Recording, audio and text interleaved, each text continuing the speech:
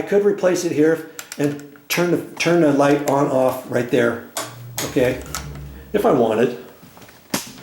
All right, so that I'll have to check with that too and see here's the sink faucet. Look at that. And I thought it was on the punch list. It was on the home inspection list. And of course the guy could have looked at it to see if it was broken or not. And there's two little nibs that live on here that go both directions that then fit right there on that notch, and they're broken off and they're plastic. You think I can fix that? No, I can't fix that. I got to replace that whole faucet, so that'll be another one. And we kind of wanted a different faucet anyways. Mommy was thinking about the one that kind of comes up and circles over, and it's got the spring thing, and you can kind of grab the thing and lift it around. I'm not quite sure if it's gonna fit in this sink application, or if that's something that you would have with the wand that comes out. That might be something that gets mounted on a wall, like on a commercial sink application or condition. And I'm not sure if that will fit on here, but we'll take a look. We'll take a look at that too. And here, the gas stove, the handle, the back side of it broke, and luckily they have the other piece. And it looked like they tried to glue it before, but they probably didn't use the right glue. I could try to use crazy glue and put that back together and see if it fits, if it will fit on there. And it might have snapped off because the hole might be worn or something. Well, I'll have to take a look at that. I think I can fix that myself. And then see this was kind of funky too. It's like the door can't open with this drawer there. And let's see if I can push that back a little bit. Oh, barely. See, this slides out a little bit. And before, Mommy couldn't. See, if you just touch this, it comes out and hits again, see? And I'm like, I don't know if I want to mess with that all the time. I may have to pull that out. There might be, the wires might be pushed in there in such a way, or I might be able to do something where I can keep that pushed back. If not, I was thinking maybe I can take this door off and flip-flop it and have the door open over here and have the hinges over there. Well, I could flip-flop the hinges, because see, it's dadoed in there. It's those interior ones, and I can put that. See, there's a hole right there, so it tells you initially these cabinets came that way. You could flip your doors either way. But see, now that they've done it, chances are when I flip this around, the handle is either going to be down low, or yeah, because see, there's only pockets on that side. There's no pockets on this side. See, for the hinge. So I'm gonna have to take that, flip it around, take this whole door, flip it, and see if it lines up and stuff. And then this handle is going to be down there. Well, then I can re-drill a new hole down there, which is now going to be up there. Put that back there, and then I can take some wood putty, and it comes in different putty stick. And they come in different colors, and I can get something fairly close to match that. And I'll have a little hole down in there that I can patch. Nobody's ever really going to notice. I could fix it that way. So on this door, it would be handle here with the hinge over there. That would fix this, and that would make her happy, wouldn't it? And more than likely, I'll have to adjust these, put some little bumpers on. I've noticed some of the bumpers were on, some aren't. Here, there's clear one, and then those up there are like cork. See? Like that. That's a spongy one. And I'll have to check all those. Make sure that these doors are closing properly. When you open these, hear that noise?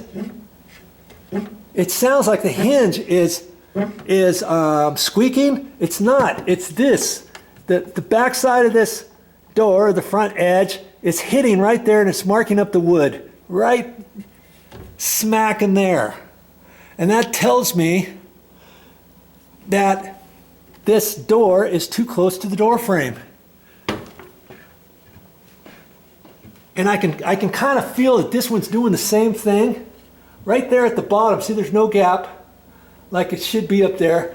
Well, there's got to be a way to undo these screws. Most concealed type door hinges, there's adjustments on there. Here, there it is. Here. And most of those you can adjust them. So I can adjust that to pull the door out away from the frame, just barely, so it won't do that. And then see, these don't. Well, these have the things, but it's hitting somewhere.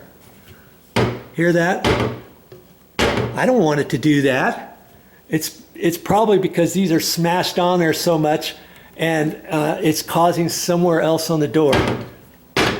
Here how that one's hitting like that, and it's even got the little bumper on there, but the bumper's smashed on there so much, and it just takes a little bit of a clearance to hit.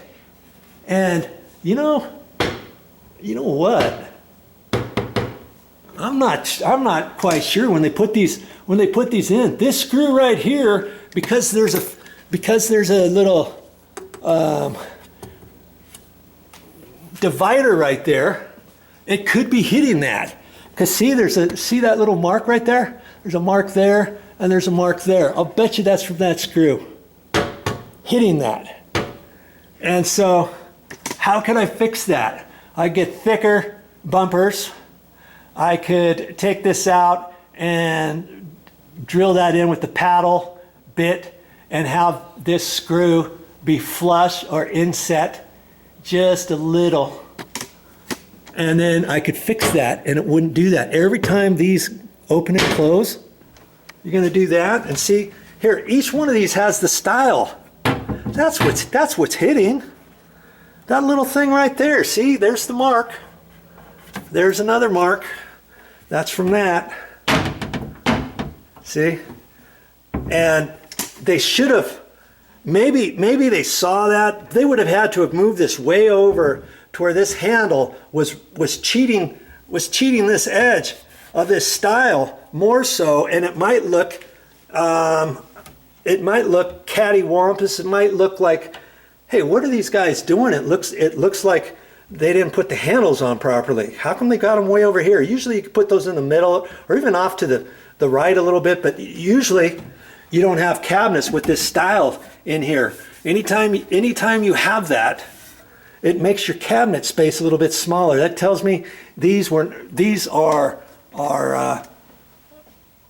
built individually, that you can get from a store and put them all together and then line them all up. They're not custom built by any means.